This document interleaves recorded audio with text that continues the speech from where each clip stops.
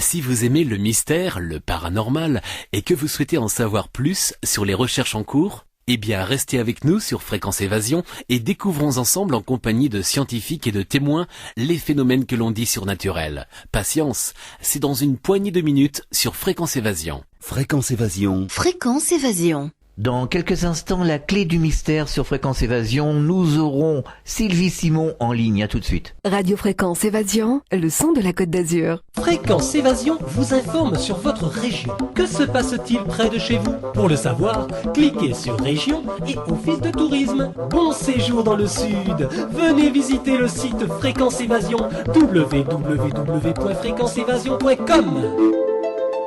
De Menton à Toulouse, Radio Fréquence Évasion, le soleil du Grand Sud. Bonjour Sylvie Simon, merci d'être avec nous. Bonjour Alain, je suis ravi d'être avec vous. C'est gentil. Alors nous allons parler ensemble de Jacqueline Bousquet qui vient de nous quitter, hélas. C'est une biologiste, hein. C'est une biologiste, on va en parler. Doctoresse, elle était doctoresse sciences. Alors, vous qui l'avez... Elle faisait partie du CNRS. Voilà. Pour ceux qui n'ont pas entendu les précédentes émissions, pouvez-vous nous parler de Jacqueline Bousquet et de ses recherches et de ce qu'elle était justement? Eh bien, justement, Jacqueline Bousquet est une dissidente du CNRS, c'est-à-dire que c'est une femme qui très vite a pris conscience des véritables dimensions de l'homme et qui a refusé de travailler uniquement sur le côté matière, sans se poser des questions qui n'ont pas de rapport. C'est vrai, des questions qui sont hors biologie, si vous voulez, qui vont beaucoup plus loin. Et comme elle s'est posé beaucoup de questions, elle s'est fait énormément d'ennemis au cœur de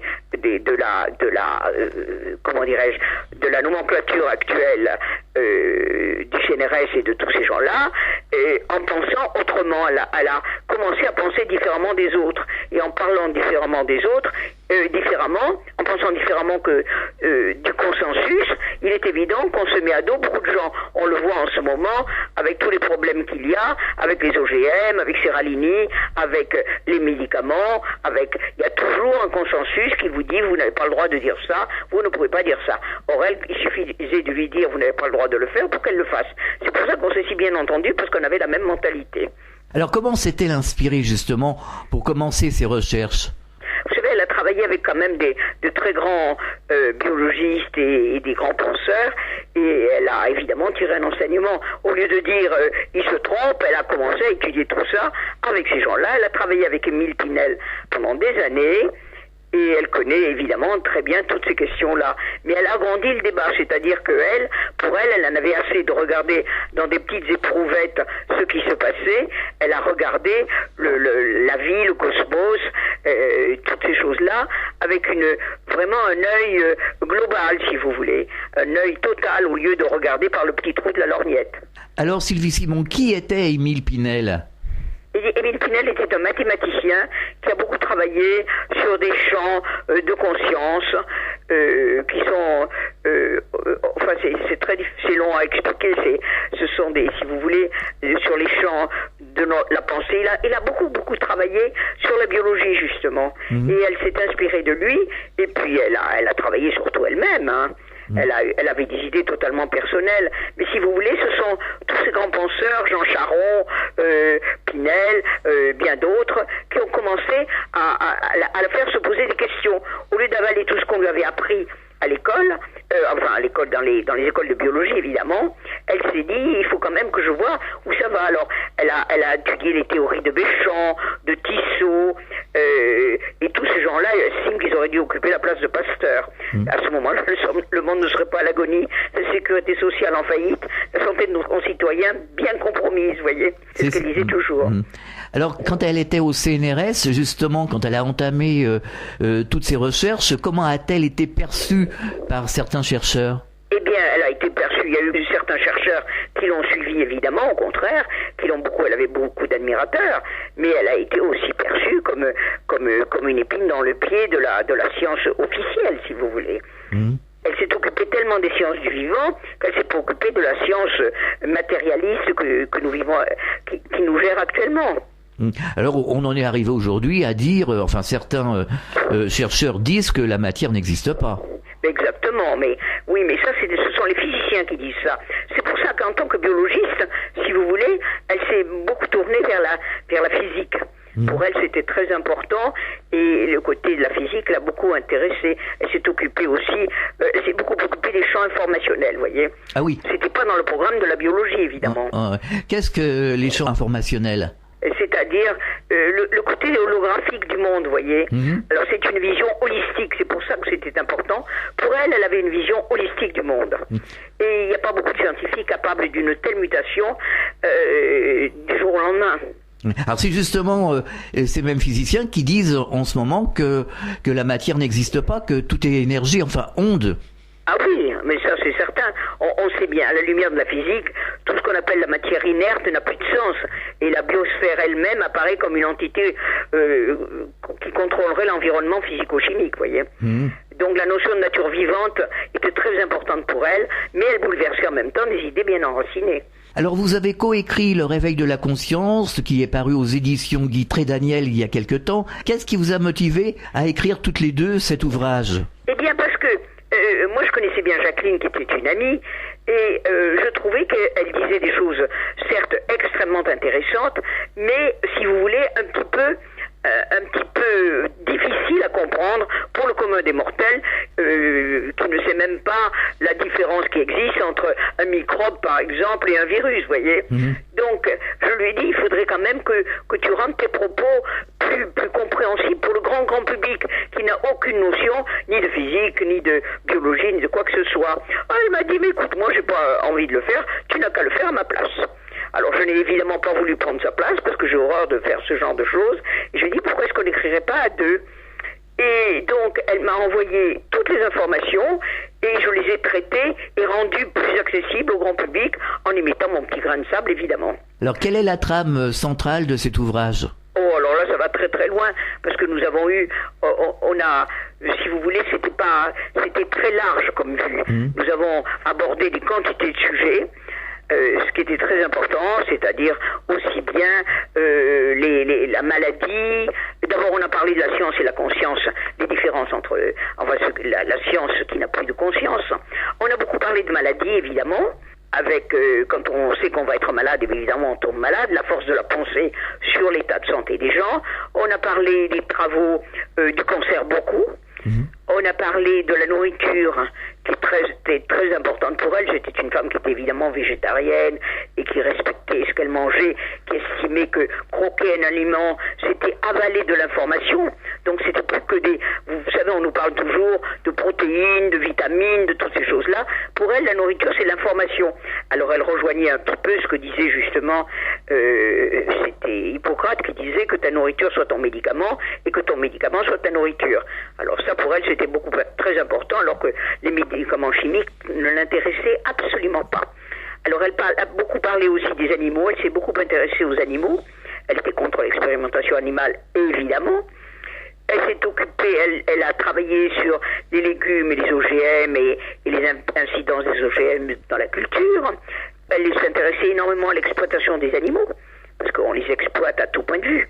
Aussi bien en nourriture. Alors justement, elle expliquait, mais de façon extrêmement, pas toujours simple, enfin elle expliquait de façon très scientifique, pourquoi quand vous avalez un animal qui en plus a souffert, non seulement vous mangez les cochonneries qu'on a pu faire avaler à l'animal, mais vous intégrez en même temps la colère de l'animal, la souffrance de l'animal, et vous vous nourrissez de l'information de l'animal, voyez, ce qui est très important.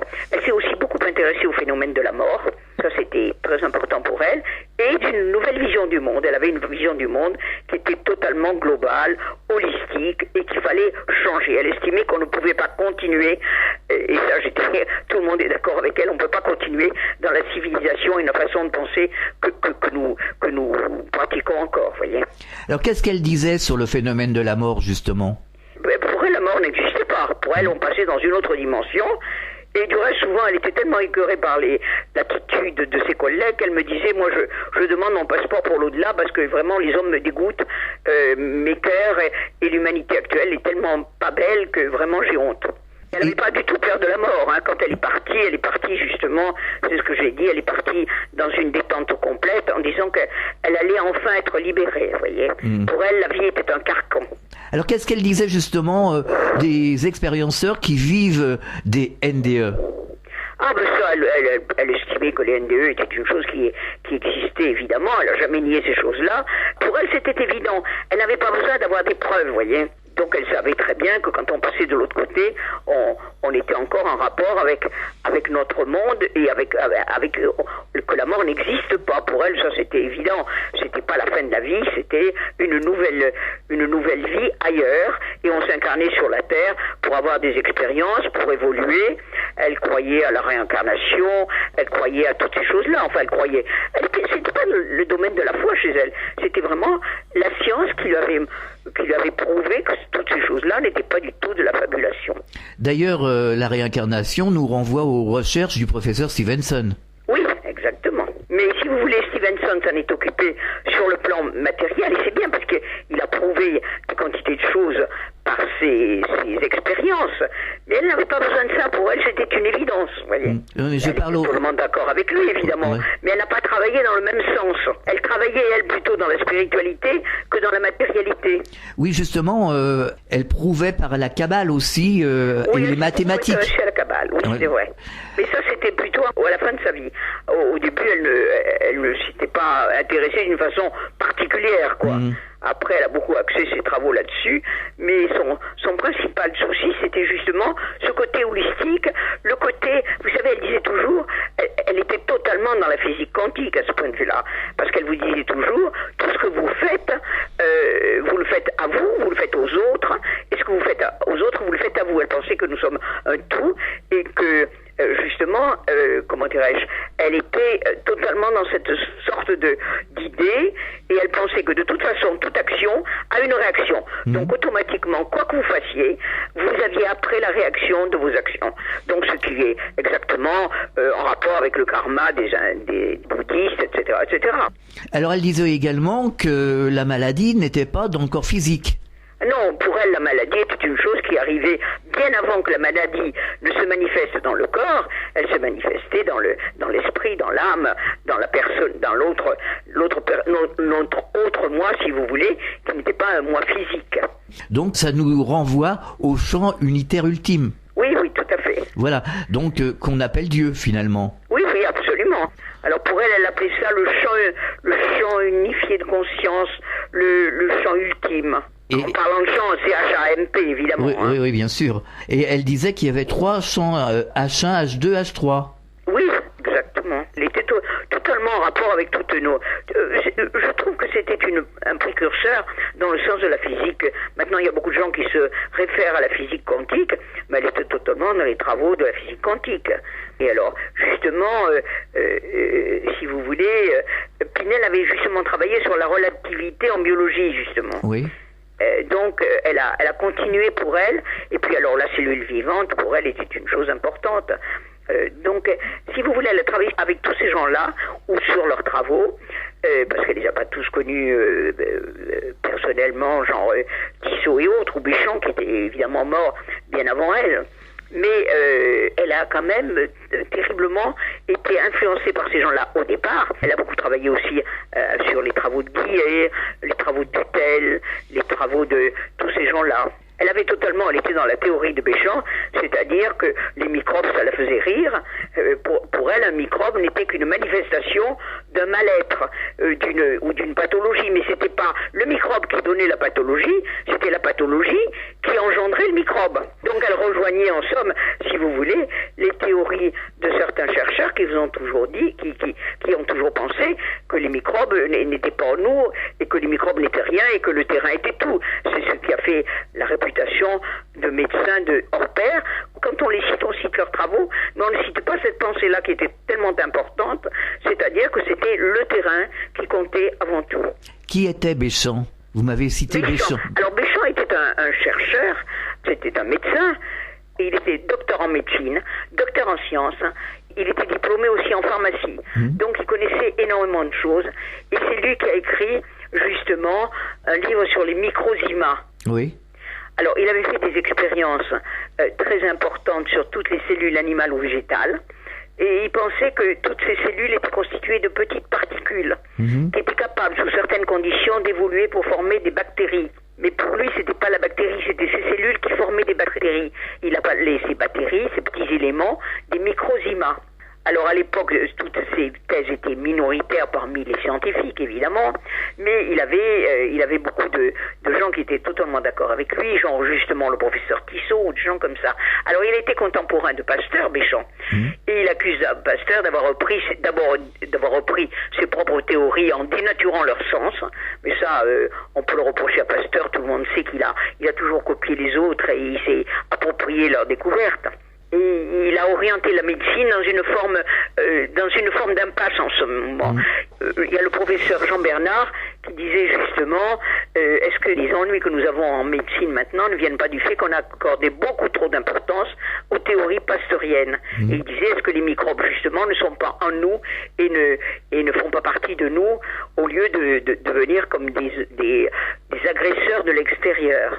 Alors il était le précurseur en somme de Pasteur, mais comme le volait le précurseur de la fortune du voleur. Mais c'est-à-dire que vraiment quand on a fait l'apologie évidemment de Pasteur, parce que Béchamp était un homme comme tous les grands, il était d'une grande modestie. Alors que Pasteur était vraiment la star, il a tout fait pour qu'on parle de lui, il a toujours essayé d'écraser les gens pour arriver aux honneurs, etc., etc. Si vous voulez, comme il y en a un qui ne parlait pas de lui et que l'autre en parlait tout le temps, tout le monde a adopté les théories de Pasteur. Et ça, justement, dans tous mes livres, moi j'ai dénoncé tout ce qu'on prête à Pasteur, y compris des vaccins qu'il n'a fait que superviser après. Et au départ, il a eu il a eu quand même des ennemis qui étaient des gens très très respectables. C'était pas des fous qui l'ont critiqué. C'était vraiment des gens, qui avaient réfléchi. Bon, il avait des diplômes comme Pasteur n'a jamais eu, mais il a été complètement oublié. Et le problème, c'est que maintenant, on ne sait même pas qui il est. Il y a très peu de gens qui le connaissent. Moi, j'ai connu des gens qui étaient au CNRS, qui m'ont dit Béchamp, mais je ne connais pas. En effet. Alors qu'il il est connu ailleurs. Il y a eu des livres américains remarquables qui ont été écrits sur lui. Tous ses travaux ont été repris, ont été encensés par des quantités de gens, mais le système actuel n'a pas voulu parler de lui. Alors il s'était occupé aussi des maladies de vers à soie. Vous savez qu'on a beaucoup attribué tous ses travaux sur les vers à soie à Pasteur. Ouais. Pasteur n'a fait que copier Béchamp. C'était un homme assez remarquable, parce qu'il disait toujours, puisque la maladie est parasitaire, d'où vient le parasite? Oui. Quel est le siège initial du parasite? Quelle est la nature? Enfin, vous voyez, il a étudié toutes ces choses-là. Oui. Alors évidemment, Jacqueline Bousquet a repris toutes ces théories en trouvant que c'était remarquable. Et quand on connaît bien les travaux de Béchamp, c'est clair comme de l'eau de roche. On se dit, mais comment a-t-on pu se tromper ainsi? J'ai entendu dire Jacqueline Bousquet, lors d'une conférence, elle disait que ce monde physique n'existait pas en tant que tel, que nous étions dans un concept et que nous le rêvions, que c'était plutôt un cauchemar. Oui, ça c'était son grand... Oui, mais vous savez, c'était la caverne de Platon. Oui. Oui, exactement. Qu'est-ce que c'est que la réalité? Oui. C'est ça, parce qu'en vérité, il faudrait quand même qu'on ait la modestie. Vous savez, on vous dit maintenant qu'on a tout compris. Monod avait écrit un livre qui s'appelait « L'homme a tout compris de l'univers ». Il y a quelques ans, né dans le hasard et la nécessité, il affirmait que le hasard seul est à l'origine de toute création. Le hasard, ça veut rien dire. Voilà. Et alors, il avait dit du reste à l'époque que l'univers était immobile et muet, et en aucun cas il ne pourrait être révisé. Mais comme le disait Voltaire, le hasard est le synonyme de Dieu quand il ne veut pas signer. Oui, exactement. Et toutes les découvertes de la science nous permettent de penser que le hasard a été fabriqué par des réductionnistes dans les laboratoires. Tout à fait. Le hasard, ça veut rien dire. Mais oui, et justement, et alors Monod, je me souviens quand il disait l'univers immobile et muet, il y avait Hubéris qui avait répondu, ce n'est pas l'univers qui est immobile et muet, c'est l'homme qui est sourd d'oreille. Ça c'est sûr. C'est clair. Une très bonne réponse. Tout à fait. Et donc, finalement, avec cette théorie, je dirais plutôt cette compréhension des choses, ça nous renvoie au monde de l'esprit créateur. Oui, c'est ça, exactement. Donc, alors pour elle, évidemment, l'univers n'était pas né du hasard, elle pense qu'il y a forcément un créateur, etc. Elle a beaucoup travaillé là-dessus, seulement évidemment, elle avait la modestie, comme tous les grands penseurs, de se dire, nous savons pas tout, il y a que Monod il y en a eu plein qui disaient, on sait tout de l'univers, pas du tout, on ne sait rien de l'univers, et il faut nous dire une fois pour toutes que notre cerveau n'a pas la capacité de saisir ces choses-là. C'est un petit peu comme quand vous avez une émission de télévision ou je sais pas quoi, et que vous n'êtes pas capable de comprendre ces choses-là, et vous n'avez pas la possibilité, il faut se dire que l'homme n'a pas la possibilité de comprendre certaines choses qui sont très, très au-dessus de ses conceptions. On ne peut pas concevoir certaines choses, donc on ne peut pas les imaginer, on ne peut pas les exprimer. Donc il faut nous dire, soyons modestes, et disons-nous qu'il y a des choses qu'on ne saura pas tant qu'on sera uniquement des êtres humains classiques sur la Terre en train de faire des expériences. Il y a beaucoup de chercheurs qui parlent de conscience délocalisée maintenant, c'est assez courant. Oui, mais ça oui, mais tous ces chercheurs-là, ils cherchent toujours le côté matériel des choses. On marque une pause, on revient dans quelques instants. Vous écoutez Fréquence Évasion, Midi-Pyrénées, Languedoc-Roussillon, Provence, Côte d'Azur. Chaque jour sur Fréquence Évasion Grand Sud, info, loisirs, culture, environnement et détente. Fréquence Évasion, www.fréquenceévasion.com. Partout dans le Grand Sud, Fréquence Évasion. Nous sommes de retour, c'est la clé du mystère, nous sommes toujours en compagnie de Sylvie Simon. Alors au niveau des preuves, on a quand même dans le domaine des NDE, le cas Pamela Reynolds dont on parle très très souvent ici à la radio, notamment avec le docteur Jean-Jacques Charbonnier et d'autres. Là on a quand même la preuve que la conscience est bien délocalisée. Mais évidemment, quand on vous dit que la conscience elle est dans le cerveau, c'est exactement comme si on disait que la connaissance elle est dans l'ordinateur. Tout à fait. C'est un réservoir. Le cerveau n'est qu'un comment dirais-je, un transmetteur dans lequel on met ces données-là. Mais c'est pas le cerveau qui imagine. La conscience, elle n'est pas limitée au cerveau, elle est partout, la conscience. Elle est aussi bien dans un légume que dans une fleur, que dans un animal.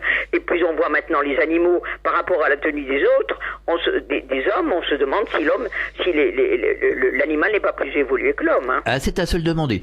Parce que oui, on peut se le demander. On peut se le demander, parce que quand j'entends dire que les animaux ne pensent pas, on dit moins maintenant, mais fut une époque on disait que les animaux c'était des machines, hein, en quelque sorte, qu'ils ne pensaient pas, qu'ils ne savaient rien. Si on a un animal chez soi, on s'aperçoit bien que l'animal est rempli de compréhension. Exactement. Et souvent, quand on dit qu'un homme est bête, eh bien, c'est une insulte pour les animaux. Parce que les animaux ne sont pas bêtes, eux. Non, pas du tout. Ils pensent au maximum de leur connaissance. En tout cas, ils sont dans l'amour, alors que les hommes sont tellement dans le moi-je, qu'ils sont prêts à écraser l'humanité pour ça. Et ça, justement, Jacqueline ne supportait pas ces choses-là. Et je la comprends très bien, évidemment. Si vous voulez, son livre, le livre qu'on a écrit ensemble, est un livre qui était à la portée de tous, justement, pour essayer d'expliquer tout ce qu'elle a expliqué merveilleusement bien, mais pas toujours à la portée des gens qui n'ont aucune notion de ces choses-là, vous voyez. Et c'est pour ça qu'on a fait ce livre, c'est pour mettre tout ça à la portée du commun des mortels, à dire aux gens, si vous êtes malade, vous avez quand même une responsabilité, arrêtez de dire que c'est la faute qu'est-ce que je fais au bon Dieu pour mériter ça. Ah bah écoutez, non, ce sont des raisonnements complètement stupides. Alors aujourd'hui que Jacqueline Bousquet a disparu, qui va être l'ambassadeur justement de ces théories ? Il y a quand même quelques personnes qui pensent comme elle et qui vont rapporter tous ces propos, et elle a formé quand même des quantités de gens. Il y a beaucoup de gens qui pensent comme elle, on est très nombreux à penser. En France même en France, mais on ne le dit pas, parce qu'il y a beaucoup de scientifiques qui sont totalement d'accord avec ces idées, mais s'ils osent le dire, ils risquent de perdre leur citation. Elle a eu des quantités d'ennuis avec le CNRS, Jacqueline. Le CNRS, finalement, c'est pas scientifique, alors, parce que la science, c'est pour faire avancer les choses, c'est pour former des découvreurs. C'est ce qu'on croit. Normalement. Je ne crois pas que ce soit vrai. Je crois que la science, que la science telle qu'elle est là, qui n'a plus de conscience, parce qu'il y a plein de scientifiques qui sont dans la conscience et qui n'ont qu'une idée, c'est d'essayer d'éclairer l'humanité. Mais la plupart des gens, des scientifiques, en tout cas les rationalistes et autres, sont la plupart du temps dans le moi-je, c'est moi qui ai raison, et ils préfèrent qu'une théorie ne sorte pas si ça n'est pas eux qui en sont les responsables. Non, mais c'est grave. Dans toutes les institutions scientifiques, mais il y a des querelles épouvantables avec chacun qui veut avoir raison, des batailles qui sont indignes d'êtres humains. Alors que finalement, ils sont tous là pour rechercher ensemble. Mais oui, au lieu de travailler ensemble en disant on va amener nos connaissances ensemble pour essayer d'en savoir plus, ils se disent « Ah non, c'est moi qui ai raison et pas les autres ». Et même sans connaître vos théories, ils les réfutent. C'est ce qui s'est passé, je vous dis, avec Béchamp. Il y a des gens qui ne connaissent pas ces théories, qui vous disent au départ « Non, ça n'a aucun intérêt et on n'a pas besoin de le savoir ». Et donc c'est pour ça que à l'Institut Pasteur, par exemple, on a complètement écrabouillé le nom de Béchamp. Personne ne le connaissait parce que il apportait évidemment de l'eau à son moulin et au moulin de gens un peu comme nous. Mais en revanche, il démolissait toute cette espèce de comment dirais-je, de façon de penser où on est assailli par des microbes, où on doit se faire de la chimie pour essayer de se soigner, etc. Alors que Jacqueline a refusé les soins, refusé les médicaments, refusé toutes ces choses-là. Et ça, moi, je la comprends. Donc, on peut dire que ce genre de chercheurs ne sont pas crédibles. Oui, exactement. Alors, Sylvie Simon, vous préparez un ouvrage, je crois ? Je prépare un nouveau livre qui va être un gros pavé dans la mare sur l'ordre des médecins. Parce que vous savez que l'ordre des médecins est en ce moment en train d'essayer d'empêcher tous les gens qui pensent autrement, surtout les médecines douces, d'agir, qui essaient de démolir tous les médecins qui essaient de soigner autrement, alors qu'on sait que notre médecine est en train d'aller à volo et que plus on voit des médecins, plus on est malade, et que les vrais médecins, parce qu'il y en a eu, il y en a encore beaucoup, mais ils ne peuvent plus travailler dans des conditions normales. Les médecins n'ont plus d'abord le temps, et ensuite, ils n'ont plus le droit de ne pas travailler selon les protocoles, selon tout ce qu'on nous indique. Ils sont obligés d'être vraiment à la botte. Et ils n'osent plus dire ce qu'ils pensent. Et si un médecin se permet de critiquer le système en place, automatiquement, il a des problèmes avec le Conseil de l'Ordre.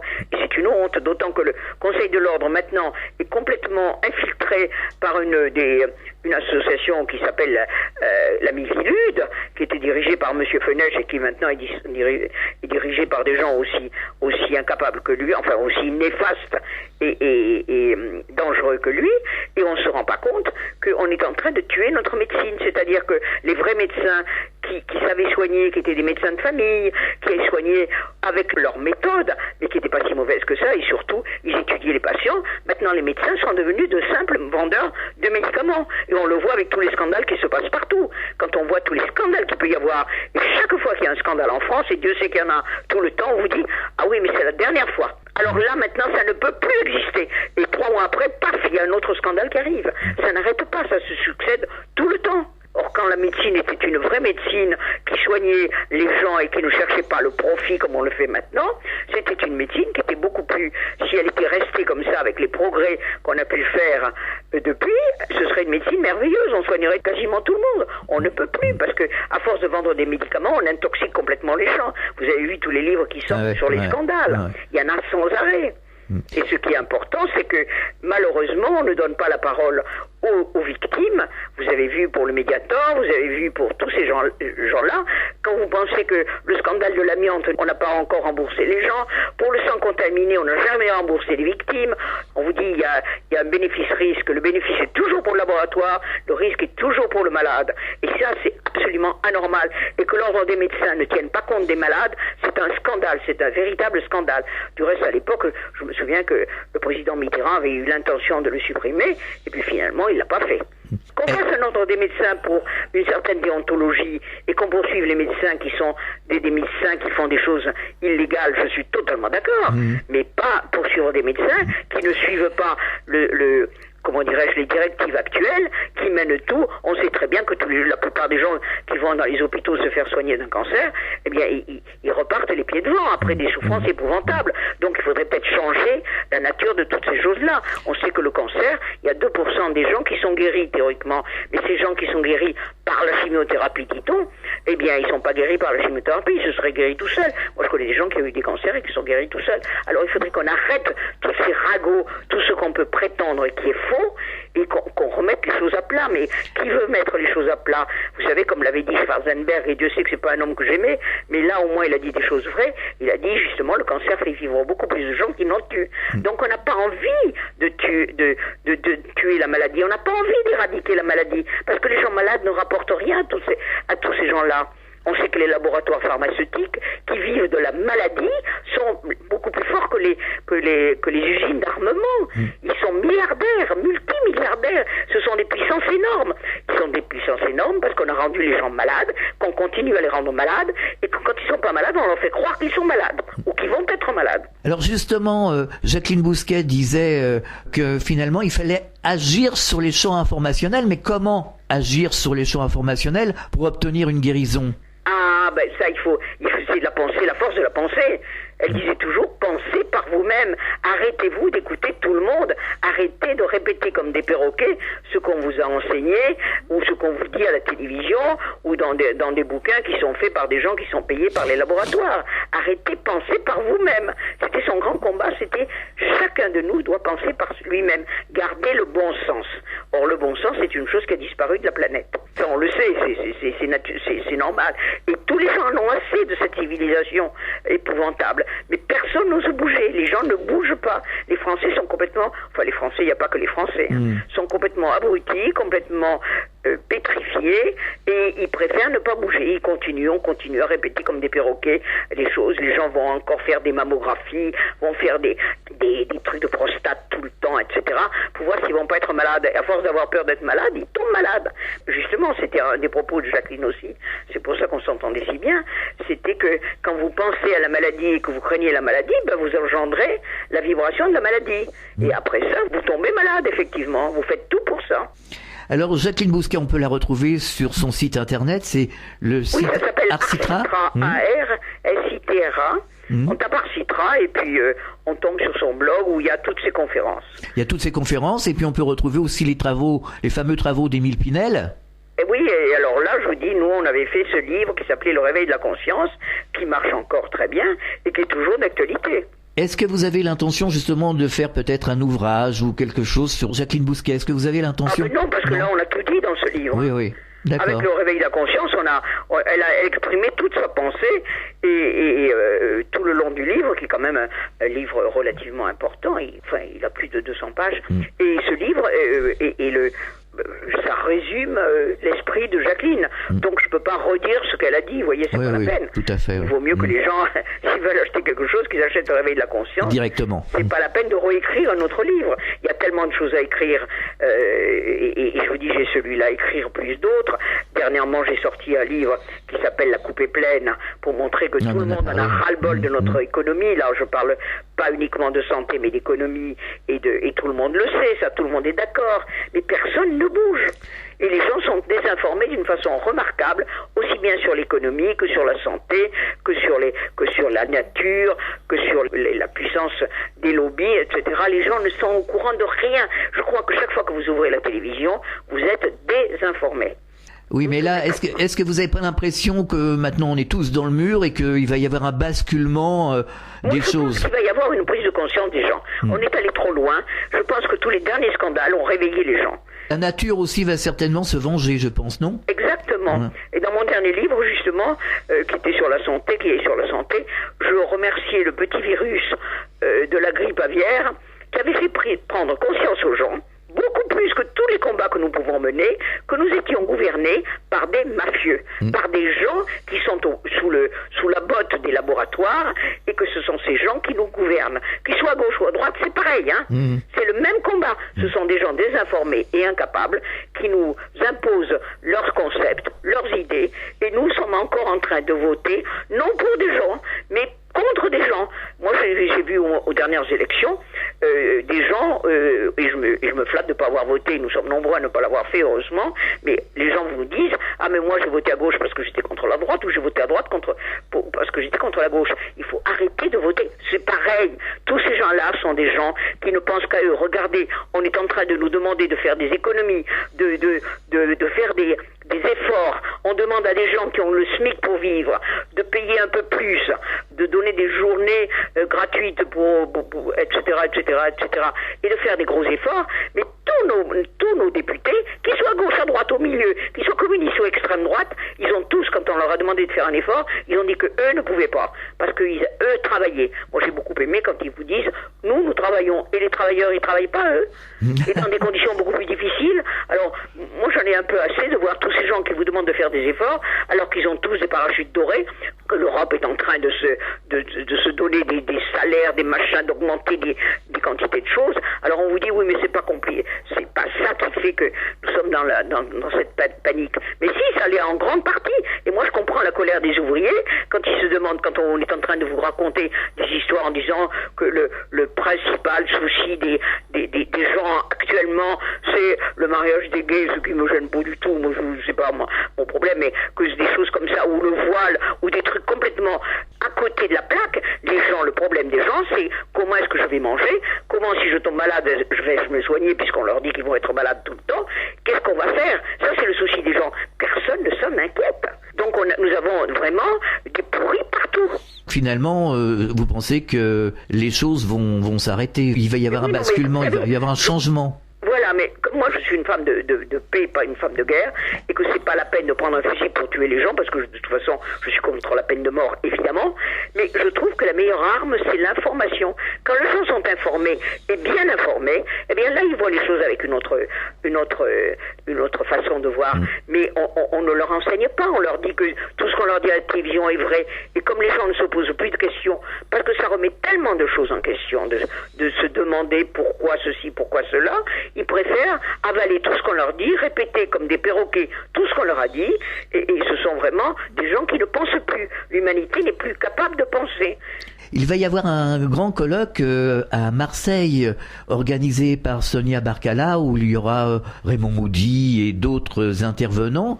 Vous êtes au courant? Est-ce que vous y serez? Oui, je connais très bien j'ai vu le film de Sonia Barcala, c'est une femme remarquable, elle a fait un merveilleux travail. Il y a comme ça le docteur Charbonnier qui fait un travail remarquable. Ce sont des gens qui pensent comme nous, mais si vous voulez, c'est pas suffisant, parce que eux se sont carrément, si vous voulez, consacrés surtout à la mort. Et c'est très important, ça. Ah oui, absolument. On dit qu'ils ont une importance énorme, mais ça n'est pas suffisant. Parce je... qu'avant de mourir, il faut vivre. Et pour vivre, il faut qu'on nous permette de vivre. Et on nous empêche de vivre correctement. Oui, mais enfin, si on prend conscience que la mort n'existe pas, ça va changer quand même pas mal de choses dans la tête des gens, hein, parce que c'est quand même un élément assez perturbateur. Évidemment. Mais il y a beaucoup de gens qui... Bon, il y aura une clientèle pour ça, heureusement, je le souhaite. Mais regardez, Sonia Barcala, que je connais bien, voulait publier son film, le faire passer dans des grandes salles. Elle est obligée de le faire passer dans des circuits fermés, parce que les grandes salles ne l'ont pas voulu. Et c'est ça le problème, vous comprenez, c'est que on est très peu médiatisé dans ces combats-là, parce qu'on n'a pas envie que les gens connaissent la vérité. Voilà, tout à fait. On cache la vérité. Donc il faut le crier haut et fort. C'est constant. Effectivement, à tout point de vue, c'est comme ça. Regardez les travaux de Serralini en ce moment, qui a démontré que les OGM étaient mauvais, etc. Comme ils ne sont pas arrivés à le démolir réellement, parce que tout le monde sait que tout a été biaisé dans les études, etc., et que lui est un type courageux. Et je suis en train justement d'écrire un article dessus, à ce sujet-là, où justement je montre que tous les gens qui sont élevés contre ça ont des gros ennuis et leur carrière fichue. Donc moi je trouve qu'il a été sacrément courageux d'oser faire ça. Et bien comme on n'a rien trouvé, eh ben maintenant on l'accuse d'avoir fait partie d'une secte, ce qui est complètement aberrant, et c'est la façon de clore tous les débats. Quand ils n'ont plus d'arguments, ils vous disent oui, mais vous faites partie d'une secte, point barre. Et alors, bon, je suis pas du tout pour... Je sais bien qu'il y a des sectes qui sont dangereuses, les gens qui ont flanqué des trucs dans le métro ou tout ça, qui sont des sectes. Évidemment. Dans le métro du japonais, ce sont vraiment des gens dangereux. Mais à partir de maintenant, depuis quelque temps, à partir du moment où on n'est pas dans le consensus classique de la maladie, de la façon de se soigner et à la botte des laboratoires, on dit que vous faites partie de secte parce que vous vous intéressez à l'homéopathie, à ces choses-là. Il faudrait arrêter ces bêtises. On est quand même les pires du monde. Il n'y a pas un pays qui soit aussi bête que la France. Moi, j'ai honte d'être française quand je suis à l'étranger. Si vous voyez la façon dont les gens vous disent « Ah, mais vous êtes française, oh là là, mais alors vous... » Et on a une réputation puante, alors qu'on croit qu'on est les meilleurs du monde. Il faut arrêter cette prétention. On est minable. Sylvie Simon, est-ce que vous avez un message adressé aux auditeurs? Écoutez, qu'ils essaient de se renseigner, qu'ils essaient de penser par eux-mêmes. Alors, je voudrais aussi leur signaler que quand même j'ai un blog sur lequel je donne des informations tous les jours, et que tout ça c'est gratuit. Alors quand on vous dit oui mais qui vous prouve que, etc., eh bien regardez les gens qui demandent de l'argent et ceux qui n'en demandent pas. Et quand vous verrez que les informateurs qui n'en demandent pas, eh bien vous comprendrez que ces informateurs-là sont complètement libres de dire ce qu'ils veulent, quand ils veulent et comme ils veulent. Et moi ma force c'est justement de ne pas appartenir à des lobbies, et de ne pas avoir peur de perdre ma place. Parce que ça, j'en ai rien à faire. Et ça me fait pas peur. Et nous sommes quand même nombreux comme ça. Et Jacqueline, quand elle était au CNRS, a eu des gros problèmes parce qu'elle a osé dire ce qu'elle pensait. Mais les derniers temps, quand elle a pris sa retraite et autres, elle ne s'est pas gênée. Et elle a eu totalement raison. Mais il y a beaucoup de gens qui, même quand ils n'ont pas peur de perdre leur situation, ont peur de dire la vérité parce qu'ils ont peur de menaces. Ils ont peur de ne pas penser comme les autres. Les gens ont peur de ne pas être comme les autres. Il faut oser être comme les autres, être différent des autres et oser vous dire que nous sommes vraiment complètement manipulés par des pouvoirs. Alors on a beaucoup d'auditeurs assidus qui remercient Jacqueline Bousquet pour ses travaux et qui remercient également le docteur Jean-Jacques Charbonnier qui a le courage de dire que finalement la mort n'existe pas. Oui, mais si vous voulez, moi j'aime beaucoup Jean-Jacques Charbonnier, que je connais, que j'aime énormément, hein. Mais si vous voulez, c'est moins dangereux de dire que la mort n'existe pas que de dire que nous sommes gouvernés par des mafieux. Ah oui, tout à fait. Mais enfin, c'est vrai que quand on dit que la mort n'existe pas, qu'on arrive à le prouver, ou tout au moins à faire prendre conscience aux gens... Non, mais ça, il fait un travail superbe, je ne le nie pas, je veux dire, mais il prend quand même moins de risques. Oui. Que des gens comme justement Serralini, qui lui risque sa carrière, sa situation, celle de ses collègues, celle de sa famille, etc. Vous voyez. Sylvie Simon, merci d'avoir participé à cette émission. À très bientôt et au revoir. À très bientôt et merci de m'avoir reçu. À bientôt. Au revoir. Fréquence Évasion.